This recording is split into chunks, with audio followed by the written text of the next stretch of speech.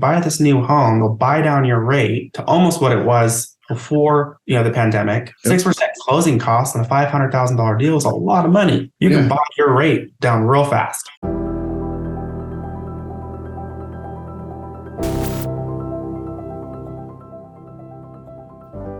Welcome, ladies and gentlemen, to this week's episode of the National Real Estate News with the Wise Agent Society. Today we have a great colleague of mine. We've been friends, colleagues, all kinds of things throughout the years. Out of Las Vegas, Mr. Christopher Hahn is here to join us today. Hi, Chris. How are you today? Hey, I'm doing great, Shay. Thanks. Thanks for having me on. You bet. I'm glad that we got to connect on here. We have done over the years lots of working together and, of course, having fun together, hanging out together, all of that stuff in different capacities. And Chris and I actually go way back to Keller Williams together as well. And Chris, why don't you just tell everybody a little bit about your real estate journey and kind of how you got into it, what you've done, and then where you're at now. It's been longer than it looks. So I got into real estate in 2008. I was an assistant in an office, right, coffee runner. I got licensed in 2010, right, kind of during the crash. So a big focus at that time was short sales and things like that. So that's where the operations and the organization and the paperwork started to come into play. I spent most of my career in real estate so far as operations manager for larger teams in town. So I was in charge of systems, operations, hiring, training, and kind of the overall first level, support before they went to the office as far as broker questions and how to write offers and counter offers and all the fun stuff that we do. So 3 years ago, COVID, the years just don't matter anymore. But 3 years ago, my mother and I actually bought a real estate brokerage, and I became a full-fledged broker of insight property. So we own a boutique, family-owned real estate brokerage that was doing some property management. And I wanted to see how that kind of would play into my business as a whole.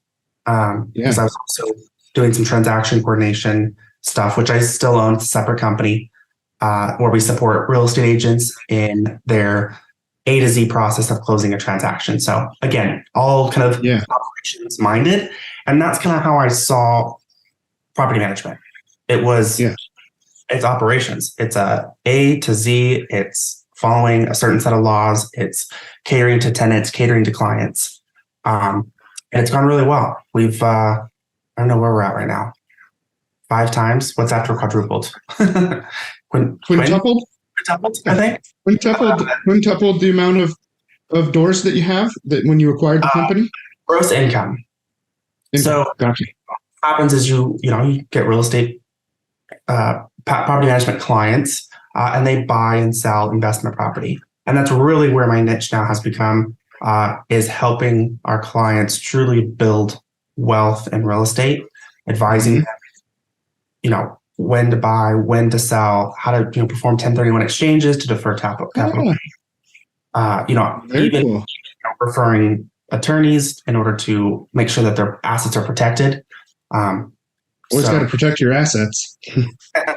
Especially cover your assets. You just like saying that.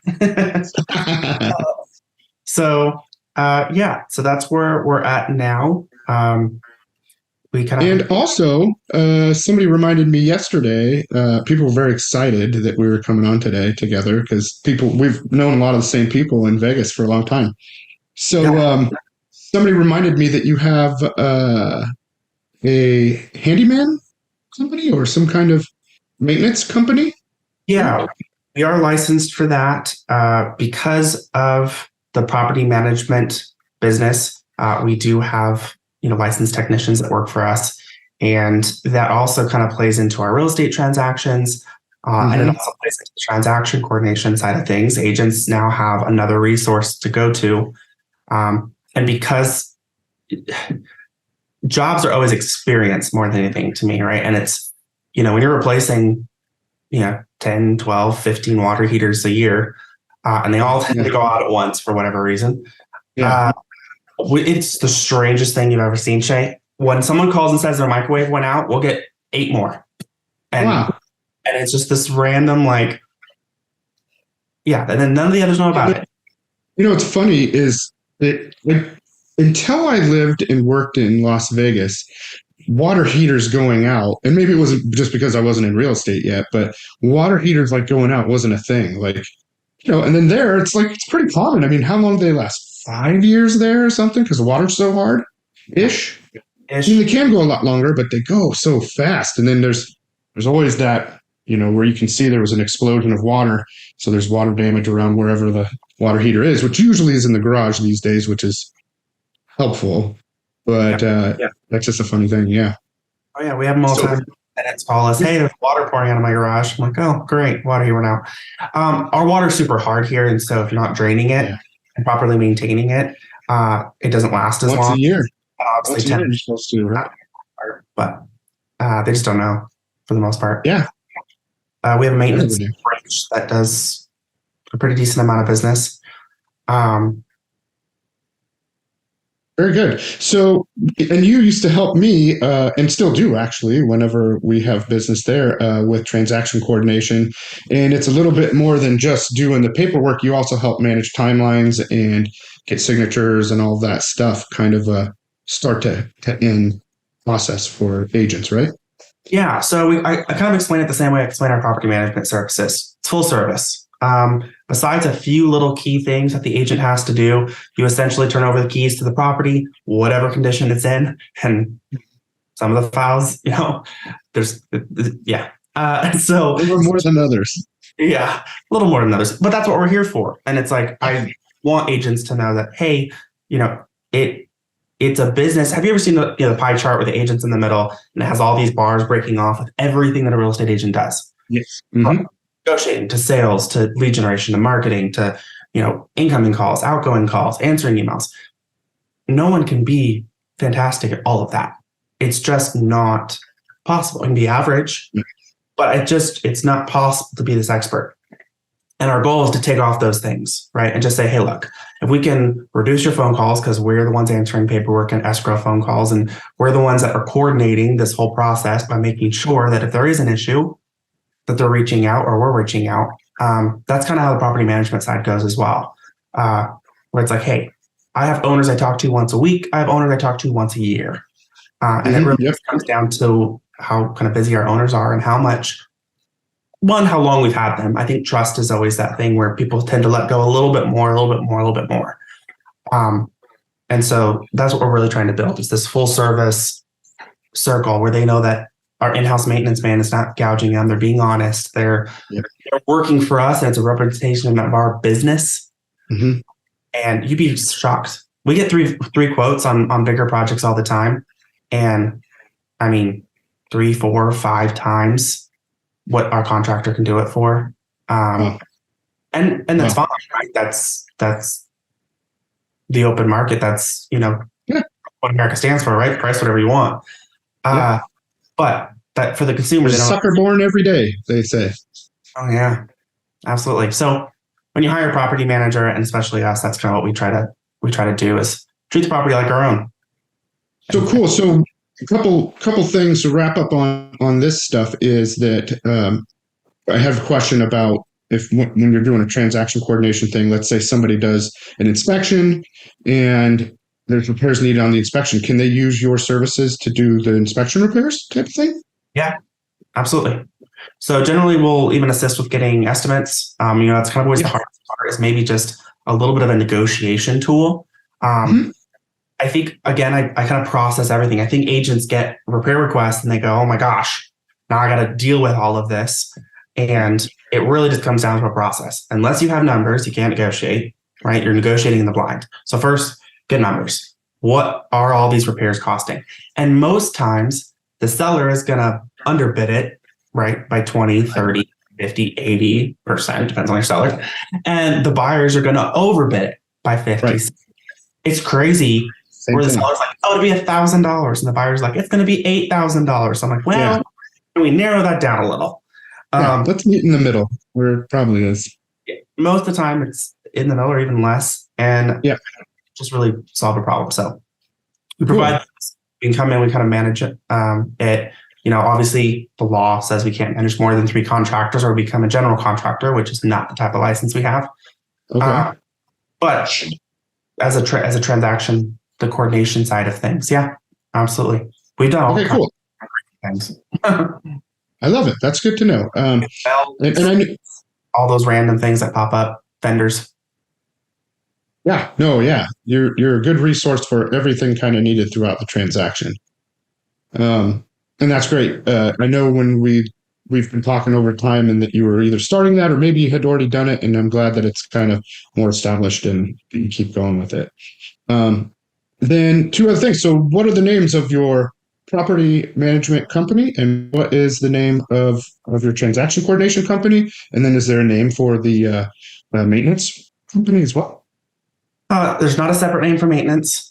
So the main name is Insight Property Inc., and that is the brokerage, the real estate brokerage. So it handles Mhm. property management, it handles our maintenance coordinators, and we do have a few agents here, some may even be on the call, that uh, assist either with my real estate transactions, just because I want to make sure that I'm not getting myself too thin and making sure I can handle my clients and the other business stuff. I just had a payroll the other day. Not a fun thing to do. And so that all takes time. So my agents help me with my deals to make sure that my clients are being taken care of. And then my admin hero is the transaction coordination aspect. And we even branched a little bit into brokerage like compliance and Okay. agents. So we kind of handle the whole process. Right. So all the back end stuff on a real estate capacity you could handle if needed.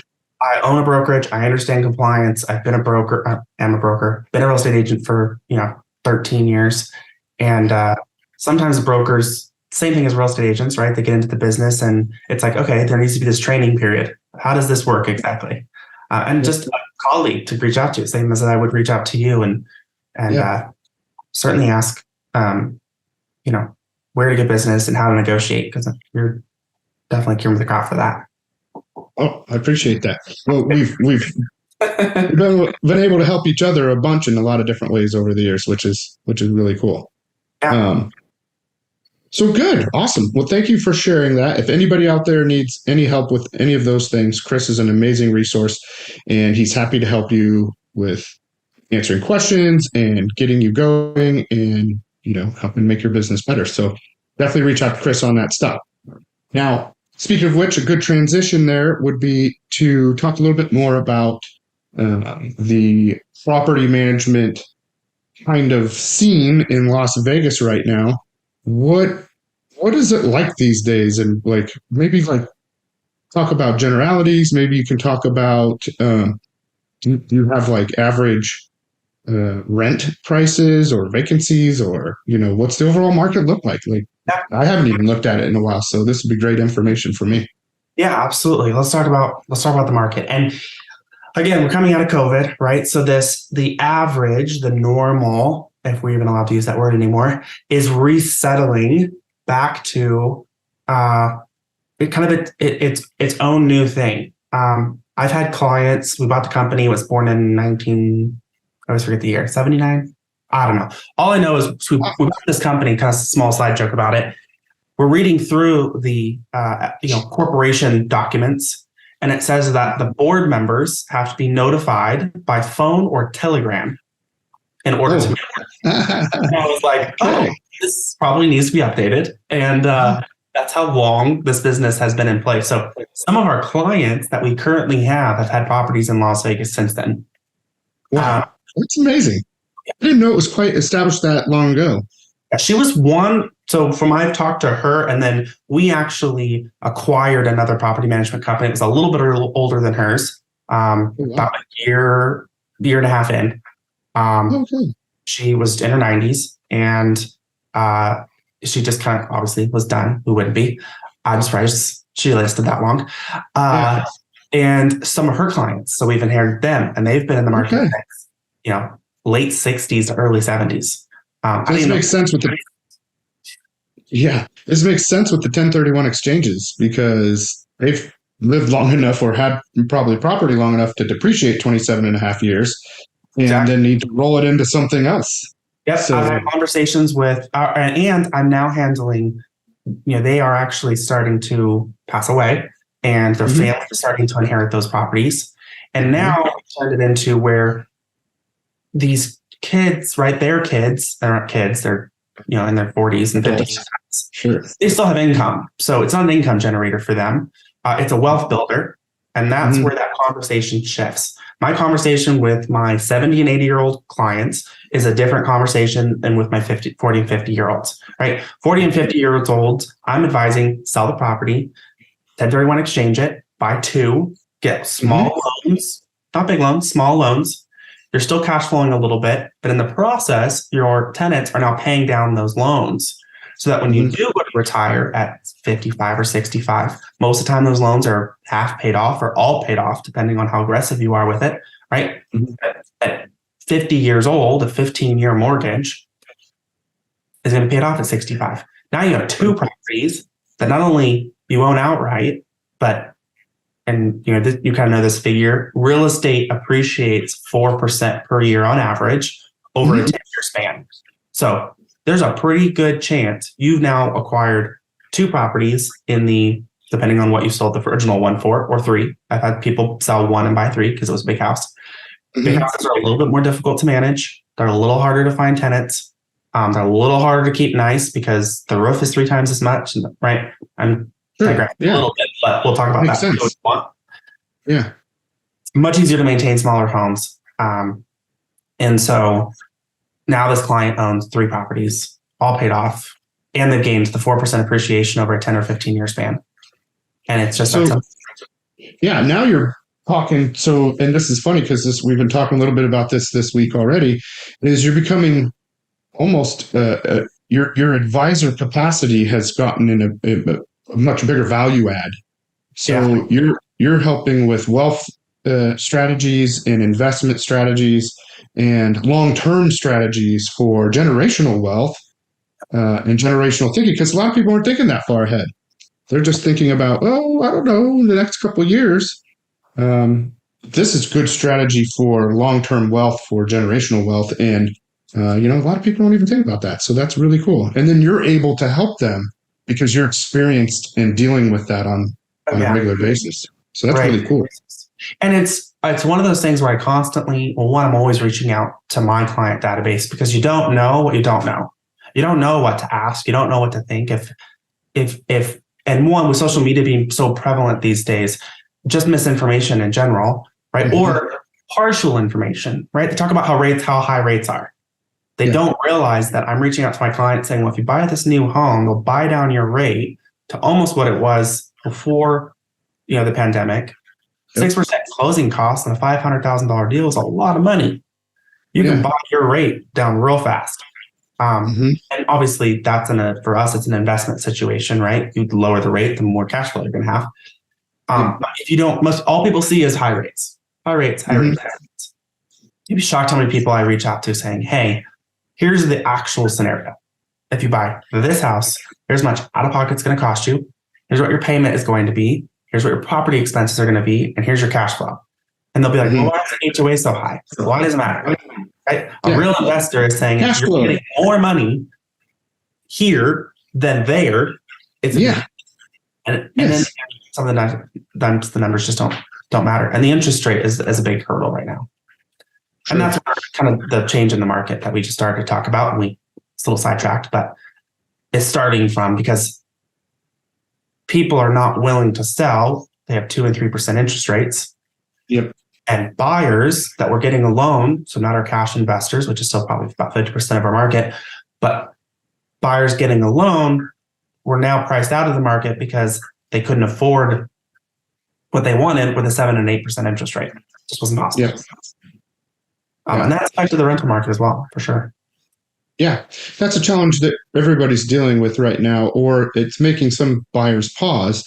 And we keep talking about if you can afford the payment at this higher rate, now is a great time to buy, because when rates go down, and they will at some point, what's going to happen to the prices of houses and demand on houses? Right. It's It'll go through the roof. and you're missing even if the interest rate's high, right? And there's this term that's going out, right, that says date the rate, marry the house.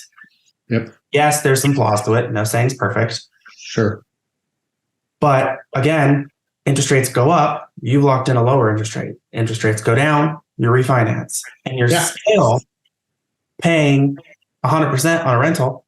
And I talk to my renters all the time. I have to be a little careful. I can't tell my renters to go buy a house and then leave my other client out. But I can start that conversation when they start that conversation to let them know that rent is 100%. 100% of what you're paying, 100% interest, someone else's pocket. 2, 3 people sometimes, between taxes, mortgage, and the owner. All that money gets dispersed pretty evenly. But it's like, why wait? And there's sacrifice to building wealth. If you look at any wealthy person in this country, a majority of their wealth is going to be in real estate or was made in real estate. That's just how they put it.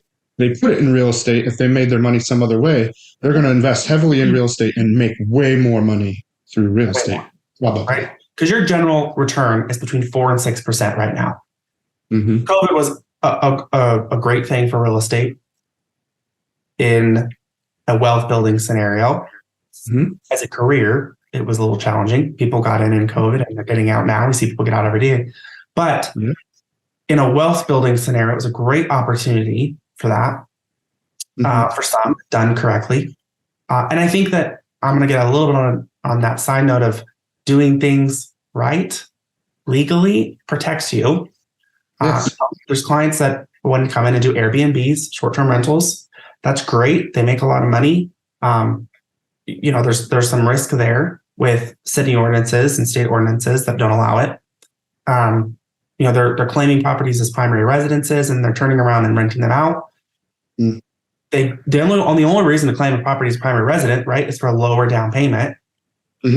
But then the market changes and you can't get as much rent now as you could when you got the loan. And that puts you in a financial situation that may not work for you. And another thing that we do to protect our client is to have those bigger conversations. It is about the rate. Yes, it may change. Yes, you're dating the rate and marrying the house, but what happens in 2-3 years, which we can't predict, but we can be careful and be cautious. I've been doing this 15 years. I can tell you what happened in the last 15 years. That's it. We can look at past data and we can go from that. Right. And so that's what we're looking at in a market right now, where COVID has changed the playing field and we're reestablishing a new normal of rental market. 4%, 6% return on a property is great. That's just what it is. And you're compiling that on top of the equity gain. Yes. Right. And we started to talk a little bit, but it's also about sacrifice, right? If you can't buy the $500,000 house you wanted in the first place because of interest rates, settle for a $350,000 house. Yeah, you're probably not going to have the brand new floors. You're not going to have the refinished cabinets, but you're building wealth. You're making a better financial decision down the road that will do you well. My sister bought her first house I sold in 2010 for $76,000, right? Little 1,200 square foot house in Centennial. It was a bank foreclosure from that episode of our lives. And season, more like it. I think it was Will Rogers, which everyone kind of knows him, has always says, don't wait to buy real estate and wait. And for some, that's land, right? The Howard Hughes Corporation bought, I don't know how many acres it was, back before real estate was ever a thing, and built at the time one of the number one master plan communities in the country, right? Summerlin. He didn't buy that land after it was called Summerlin. Right. And even buying, some of our investors, they're moving out towards the outside of the city, which is always an advisement in our market. Part of our inner circle of our city is just that it's done growing. You're not getting the same appreciation that you're getting, right? Title and escrow officers send this appreciation maps all the time. Yep. growth is the outside. And every once in a while, you'll see a little pocket of an inner zip code, and you'll zoom in further and realize that some builder grabbed some piece of land and built new properties on it. Because I'm always looking at it, being like, okay, why did Trop and Rainbow have this, exponential growth and appreciation? It's just newer properties. Yeah, cool. It makes sense. So let's talk about maybe a couple of things like what are some new areas that people are buying investment properties in? And is that kind of just with like new properties? That's what they do? Do they kind of buy newer ones, or are they kind of leaning toward more, established neighborhoods and stuff like that? And then maybe get into some data on like, what's the average rent? What's all those numbers, for single family, 3-bedroom, 2 house, all that. Yeah. So we talked about buying smaller rather than larger. So let's talk about your normal, let's just say investor starter home, 3-bedroom, 2-bath, 2-car garage. I typically recommend trying to stay to at least 2-car garages. I'm going to give you a little bit of tidbit on buying investment properties. At least 2-car garage, preferably a small yard, right? We know that 70% of all homeowners have pets. So that is what they're looking for. Unless you're buying something that's age restricted, that's a little different. But again, we're talking about our normal starter investment property, not less than 3 bedrooms. 2 bedrooms is just not enough, and it does affect your resale. So again, if you're limited by budget or you're limited by availability in your market, that's obviously going to alter things a little bit. But again, the normal. At that situation, 1 or 2 stories, as long as that's not in a, super nice gated community and it was built by William Lyon and they put marble in the kitchen. We're talking about which you should invest in anyway for the most part, right? You're not getting the same return. Tenants will not keep up your gorgeous marble floors, I promise you. For your custom wood floors. Yeah. Oh gosh, we have very rare little wood in Vegas, as you know, because it's too dry. But it happens, and then every time a tenant comes out, our owners want us to resurface the entire wood floors and charge them for it.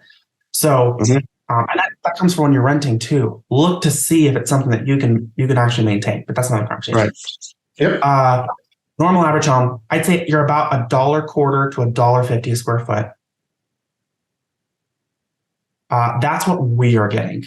And a little brag moment, I can tell you that 90% of the time we are renting houses for $200 to $300, again, in this average price point, more than the neighbor.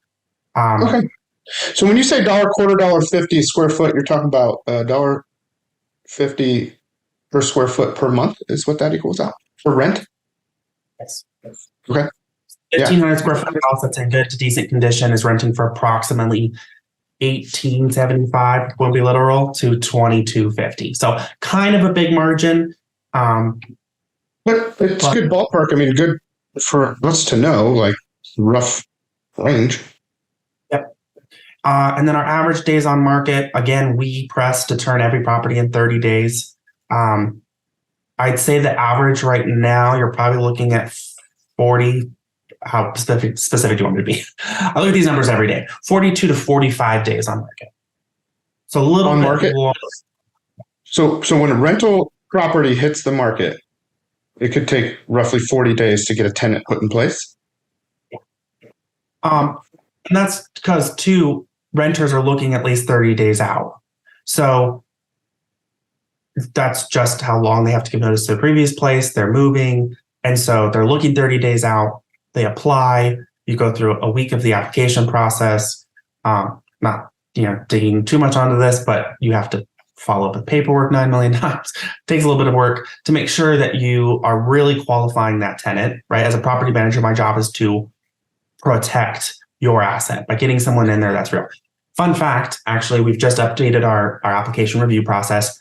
We are catching that about 50% of all applications we receive are fraudulent in some manner. No way. They're fake IDs, they're stolen social security numbers, they're altered pay stubs or bank statements, right? We deal with this all the time in the sales business side of the business with proof of funds. Wow. Yeah. And so you've got to really, really be careful. This isn't a press for property management because I can say that probably every property management company may not be vetting them the same way. I don't know. I honestly haven't looked too much into that process, but yeah, about 50% of all applicants we get are fake. So now you've got an applicant that applies, let's say January. I list it on January 1. And on January 1, I get an applicant and I process the application for 3 to 5 days because that's how long it takes me to send everything, get everything from them, send it to the company, have it validated. They send it back to me. I ask them why it's wrong and they're like, I have no idea. And I go through this process and then I have to go to the second tenant. Maybe they get approved, right? Let's say 50-50. Now they're not going to want to move in until February 1st because, right? And that's best case scenario. Okay. Why you're looking at 30 to 40 days. So, and it's more of, it's more of almost even more of a vacancy period than days on market because you're processing people. It's just, so that's interesting. Listing them early doesn't really work either. I have a lot of our owners sometimes like, hey, can you list the property? I'm like, once someone gives notice, like, not really, not more than a week or two, right? And this comes from the sales side as well. Playing into that, I think that's why our property management business is doing so well. I have a pretty hefty background in sales. And I think a lot of people that get into property management, may not. And so for me, responding to every single lead and following up with them aggressively because they clicked I'm interested on Zillow and they have no idea what property they asked about. And you got to follow up with them and really sell them is why we have our average turn time is like 26 days. Generally the market is 30 to 40. And then my mother runs operations, has a very heavy accounting background. And so for her, it's all about those numbers being absolutely accurate. I kind of laugh to myself, actually. Every time an owner reaches out, it's like, hey, I think my owner distribution's off. I'm like, I don't think so. I don't think they've been wrong once in 3 years. But so that's I see. But your mom's running those numbers. Exactly. So that's a big benefit. But that's kind of the overview of the rental market. It's also a very hard market to really track because there's no central database for rentals. It's not an MLS. I have the MLS and but only real estate agents enter properties in the MLS. Right. And not everybody uses an agent. Not even a lot of property managers list in the MLS. Yeah. So you're missing out on that data. It's not public record. It's not tax record. Like even sales data is, right? I can go to a title officer and find out how many homes sold, whether they were in the MLS or not. Right. Not a thing for the rental market, which makes that a little challenging sometimes.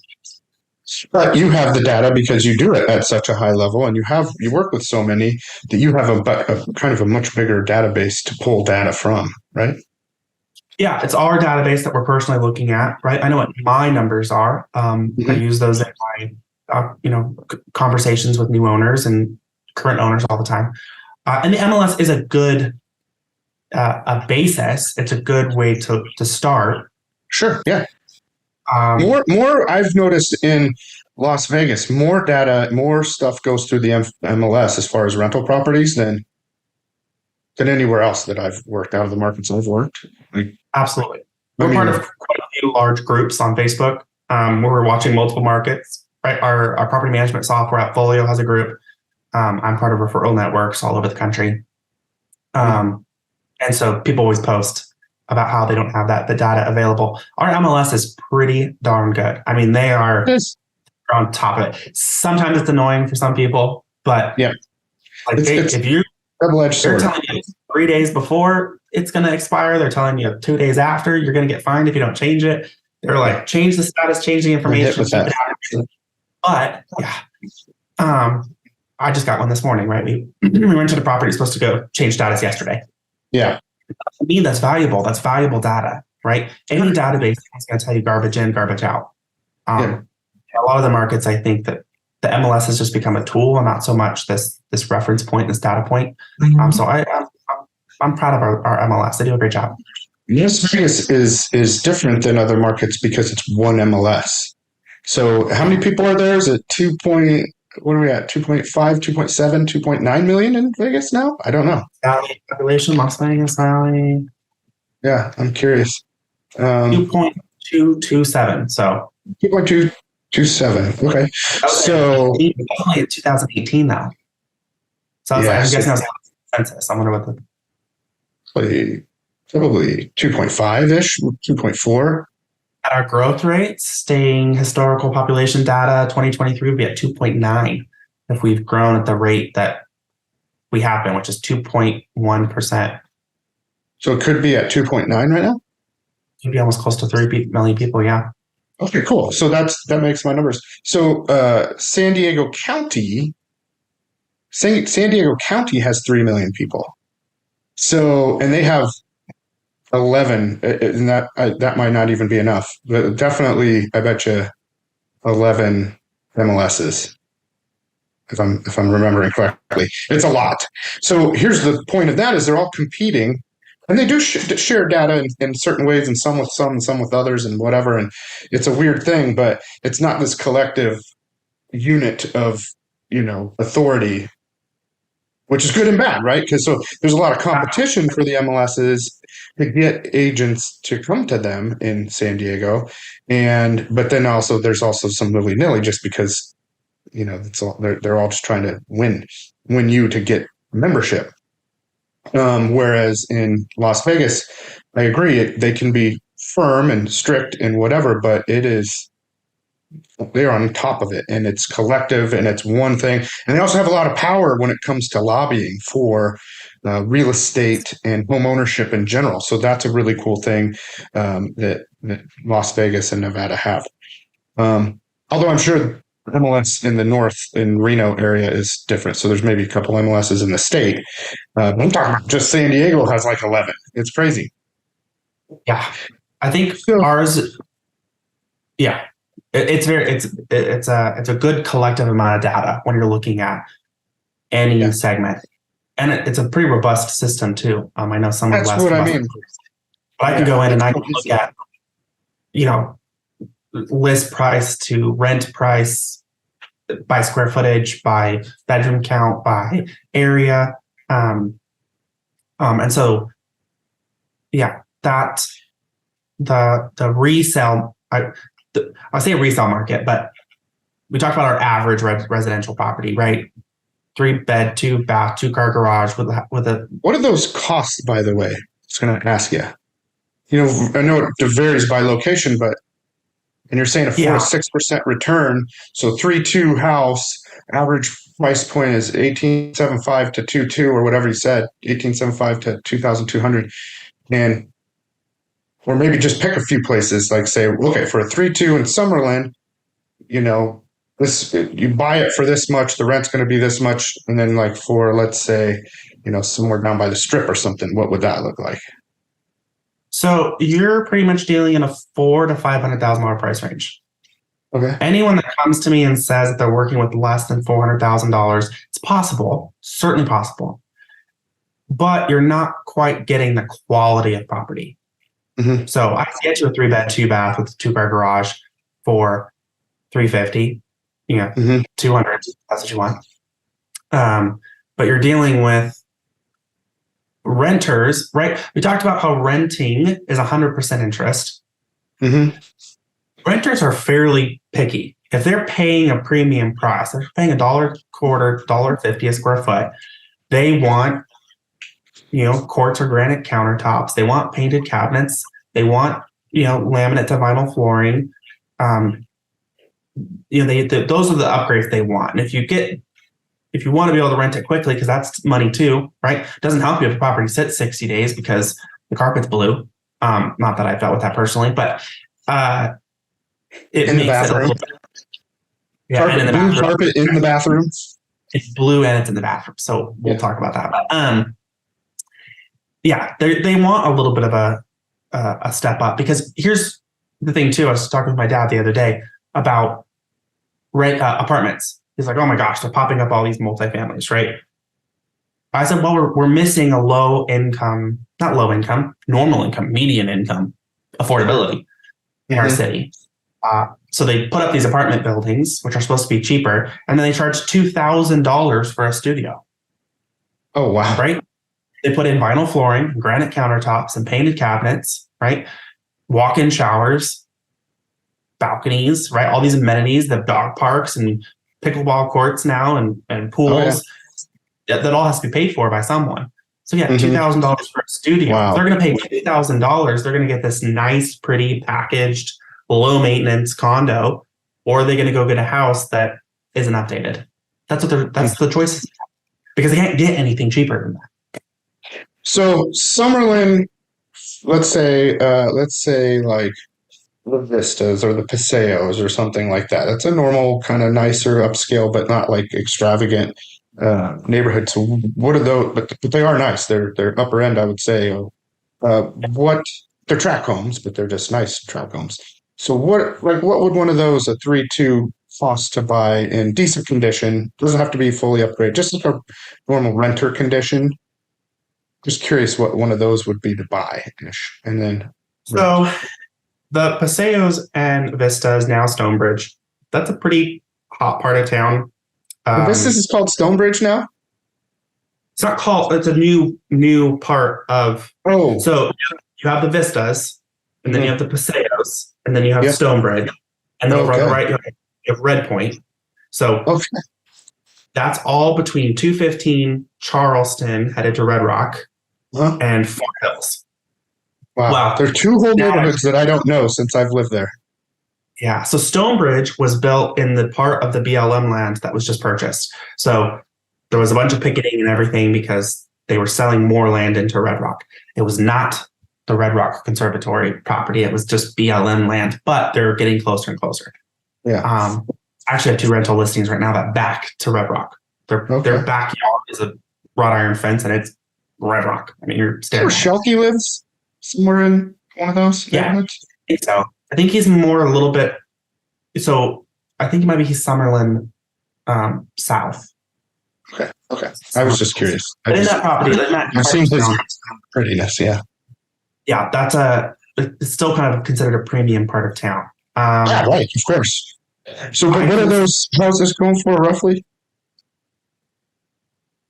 Uh, I would guess Gosh, 500,000, right? Or more. More. I would say you're probably in the 600 to 700 range. Okay. And then I wonder what those are renting for. Or you have a couple that are for rent in that area? Yeah, I actually just rented one. I can pull that one up. It's kind of a townhome style, which is see, land has become really expensive too. I actually have a friend that's a developer, and he's like, in order for us to make any money, we have to have a certain amount of units per acre. So townhomes just make the most amount of sense, right? Yeah. So what's a townhome go for in that? And I imagine it's a 3-2 with like what 1,800 square feet or. Yeah. So this one was 3-2, 2-car garage, townhome style. It's 1,500 square feet. Okay. And I'm trying to find the last purchase price on here. Yeah. It wasn't a build. It was what? It was a new build. Okay. He bought it from a builder. They just changed a lot of our tax records around, and I don't know why sometimes. They're like, it's easier, it's friendly. Someone, no, that's really not. And what'd you rent it for? Rented it for, and again, a little bit higher than most, 20. I have to do math again, 2745, random number, but we negotiated a little bit. Okay. All right. Cool. Yeah, and then we can assume who knows when they bought it. They just bought it. They closed in August. They bought it from the builder. Oh well, then it has a little bit of 400,000 or 500,000 still, right? Yeah, 5-ish. Cool. So I guess one thing I was thinking is like, where would, if someone said, hey, I'm thinking about buying some rental property in Las Vegas, where are some areas I should, what would that cost me and how would that look? What would the rent be? So like, do you have an example of an area a lot of people are doing that in, or a market for an investor to buy in, or is it just case by case? The deals come up when they come up and, It has a lot to do with the person. I do cater a lot to kind of how they feel. When people get into investment real estate in the beginning, it's always about, well, what I want. They shouldn't do that. They do, and that's okay. You can cater to that. Right. someone who lives in Henderson wants an investment property in Henderson. They don't want to be too far from it. They want to know what they're buying. They want to know the area. They want to feel comfortable. Mm-hmm. But if someone, a true investor, sat down with me and said, money's not really an issue, right? It's all about return on investment. Mm-hmm. I would say Summerlin. I would say new builds and Summerlin. Okay. You're going to get a little bit lower return because you're paying for that premium for new builds. But they rent fast. They rent for top dollar. You're going to see a no lot maintenance because they're brand new and they have a warranty. Warranty for the first year, saving you, some money there. I'd say next we're going into like Centennial area, right where Sky Canyon is. A little bit past Centennial, so more Sky Canyon, Providence area. Those are two master plan communities.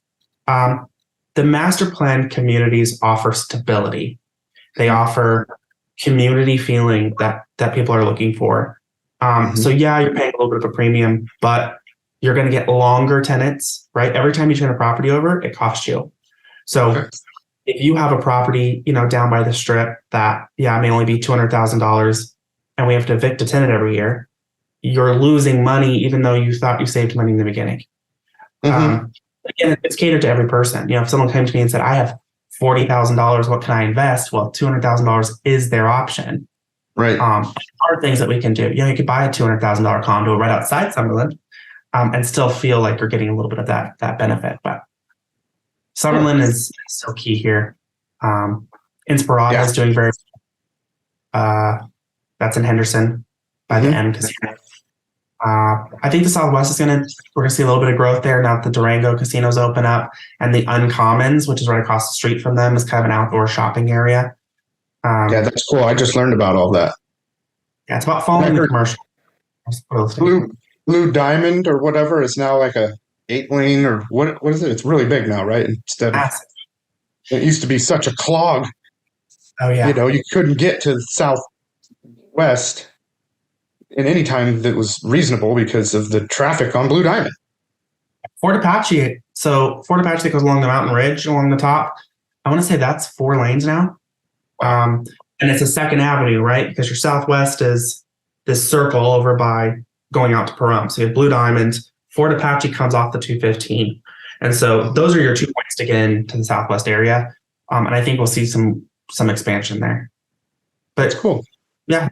Watch the road expansions. We have another friend, another neighbor, actually the husband of the previous owner of this company, is an engineer for the city. So we're always talking to him about what roads they plan to install because they're tracking building permits. They're watching traffic.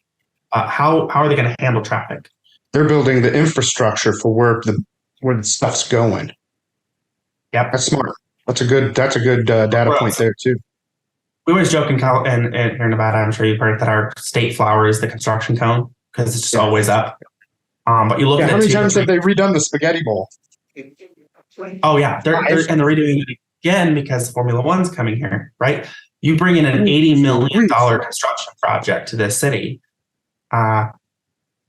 Just for people out there that don't know, the spaghetti bowl is an intersection of what is it? The 15, the 95, Summerlin Parkway. What is it? 93 or 94. Yeah.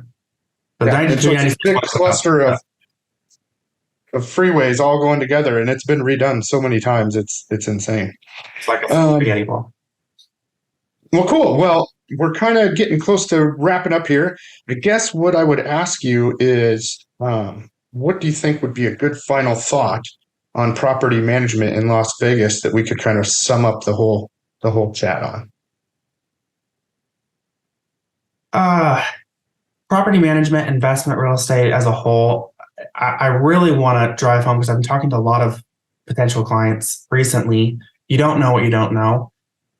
There's plenty of real estate agents out there, myself included, other people, people that make comment or watch this. We're happy to have a conversation. It doesn't have to be, we're not going to trick you into buying a house now.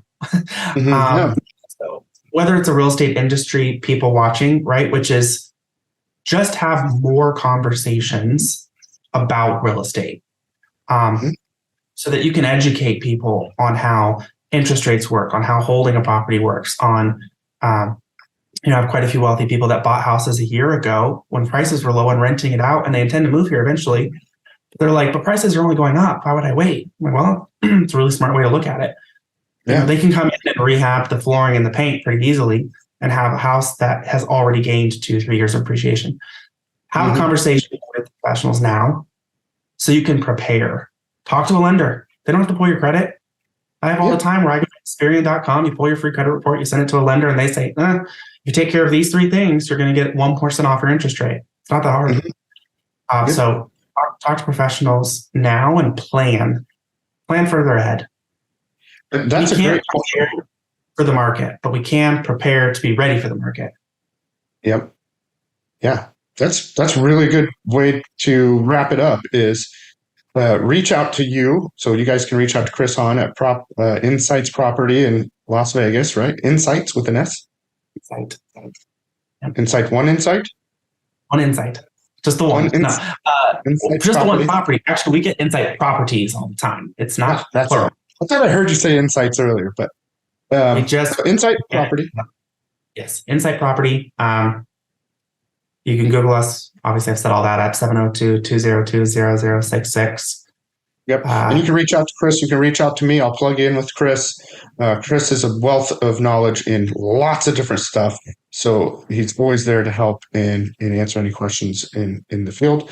And thanks so much for coming on the show, Chris. It's been a while since we chatted, and this is fun. This is a fun way to share some knowledge and also get to hang out at the same time, virtually. You never have, less to talk about. Yeah. Well, I love it. Well, I hope to see you. I'm going to be there in October, so hopefully we can link up for a little bit during that. And thanks again for coming on. For everybody out there, we'll see you next week on our Sharpen the Saw episode on Tuesdays at 11 a.m. And then will also have our other weekly national real estate news. Tara, who do we have for our guests next week? On Tuesday, we have Les Coleman. Les Coleman, another Vegas guy. Awesome dude. We're going to be talking about probably realtor safety and concealed carry and all that kind of stuff, I imagine. Yes. Les is a great guy. He is a great guy. Yeah, I hope to see him on there too. So anyway, thank you so much for coming. Have a great day. Thank you all for joining us. We'll talk soon.